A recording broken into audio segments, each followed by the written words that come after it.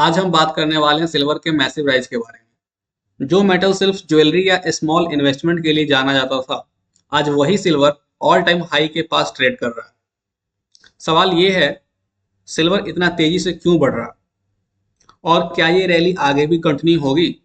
चलिए simple language में समझते हैं। सबसे पहले करंट सिचुएशन को समझते हैं। इंडिया में MCX silver prices record level के पास में है। लास्ट टाइम में सिल्वर ने स्ट्रॉन्ग डबल डिजिट रिटर्न्स दिए हैं, जो नॉर्मली हम गोल्ड में देखते हैं, सिल्वर में नहीं। ग्लोबल मार्केट में भी सिल्वर का प्राइस स्ट्रॉन्ग है और उसका डायरेक्ट इम्पैक्ट इंडियन प्राइसेस पे आता है। पिछले कुछ दिनों में सिल्वर जो 4,20,000 पे चल रहा था, वो अभी 2,39,000 पे आ चुका है। उसने 43% से ज़्यादा का करेक्शन दिखा दिया है पिछले 4-5 दिनों में। अब हम बात करते हैं कि इसका मेन रीजन क्या है, सिल्वर इतनी तेजी से आगे क्यों बढ़ रहा था और क्या ये रैली आगे भी कंटिन्यू करेगी? इसके तीन मेन कारण हैं। सबसे पहला है इंडस्ट्रियल डिमांड एक्सप्लोशन, दूसरा है सेफ हेवन एसेट, सिल्वर एक सेफ हेवन एसेट है, और तीसरा है मार्केट में सप्लाई का डेफिसिट। सिल्वर सिर्फ एक प्रीशियस मेटल नहीं है, ये एक इंडस्ट्रियल मेटल भी है।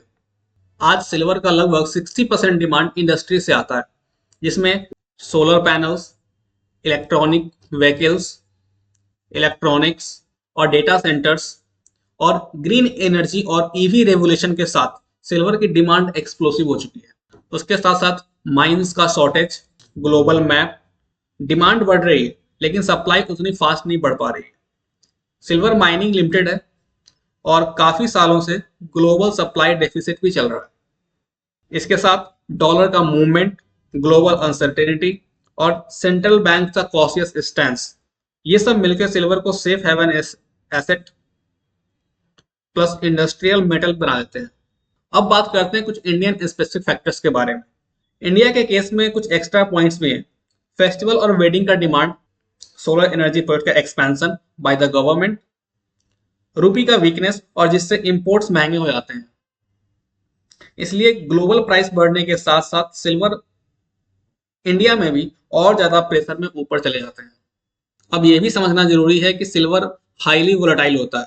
तेजी के बाद एक शॉर्ट टर्म करेक्शन देखने को आपको मिल सकता है, प्रॉफिट बुकिंग आ सकती है, जैसा कि अभी पिछले 3-4 दिनों में हुआ है। जो सिल्वर 4,20,000 पर केजी चल रहा था, वो अभी 2,40,000 के आसपास आपका चल रहा है। सिल्वर के ईटीएफ भी उतने ही फास्ट से वहां पे क्रैश किए, वो भी 43-50% के आसपास उसने करेक्शन दिखाया है पिछले 4-5 दिनों में। ये सब नॉर्मल है, इसलिए ब्लाइंडली फोमो में एंट्री लेना रिस्की हो सकता है। सिल्वर में पेशेंस और प्लानिंग बहुत इंपॉर्टेंट है। अगर आप प्राइस को तेजी से आगे बढ़ते हुए देख करके आप एंट्री लेना चाहते हैं, तो आप हो सकता है वहां पे आप ट्रैप होते हैं। जिन लोगों ने 4.20 लाख पर केजी पे सिल्वर को बाई किया है, आज उनकी वैल्यू घट करके 2.4 लाख हो चुकी है। यानी फोमो में आप हमेशा वहां पे ट्रैप होते हैं। तो आप हमेशा उसके एक एग्जैक्ट प्राइस पे आने का वेट कीजिए और फिर आप उसमें इन्वेस्टमेंट कीजिए। अब बात करते हैं हाउ टू इन्वेस्ट। सिल्वर में हम इन्वेस्ट कैसे कर सकते हैं। सबसे पहला माध्यम जो जनरली हम लोग बचपन से देखते आ रहे हैं, फिजिकल सिल्वर, जिसके आप कॉइन्स बाई कर सकते हैं, बार्स या फिर डायरेक्ट ऑनरशिप आप ले सकते हैं, या फिर कोई ज्वेलरी बनवा करके आप ले सकते हैं। दूसरा तरीका हमारे पास है, आप सिल्वर के ईटीएफ बाई कर सकते हैं, जैसे कि निपॉन इंडिया का ईटीएफ है सिल्वर 20, उसका बाई कर सकते हैं। टाटा का सिल्वर है, बहुत सारे अलग अलग कंपनी के सिल्वर्स हैं, तो आप उनके ईटीएफ को बाई कर सकते हैं। वो भी जैसे जैसे सिल्वर का प्राइस मूव होता है, ईटीएफ भी उसके पीछे पीछे वैसे ही चलते हैं। कभी कभी आपको ऐसा देखने को मिल सकता है कि सिल्वर के प्राइसेस और ईटीएफ के प्राइसेस में बहुत ज्यादा गैप हो जाता है। सिल्वर के का जो मेन प्राइस है वो ज्यादा ग्रोथ नहीं देता है, बट ईटीएफ का प्राइस बहुत ज्यादा ग्रोथ दे देता है वहां पे। तो इसका मतलब है कि वहां पे हो सकता है कि वो ईटीएफ के प्राइस करेक्शन करने के लिए वापस अपने एग्जैक्ट लेवल पे वो आ जाए।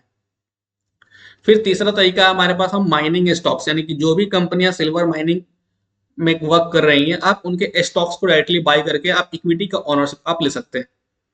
तो ये तीन तरीके से आप सिल्वर में इन्वेस्ट कर सकते हैं। सिल्वर एरा स्टार्ट हो चुका है, don't miss the next precious metal breakthrough. तो कंक्लूजन क्या निकलता है? सिल्वर का लॉन्ग टर्म स्टोरी स्ट्रॉन्ग है।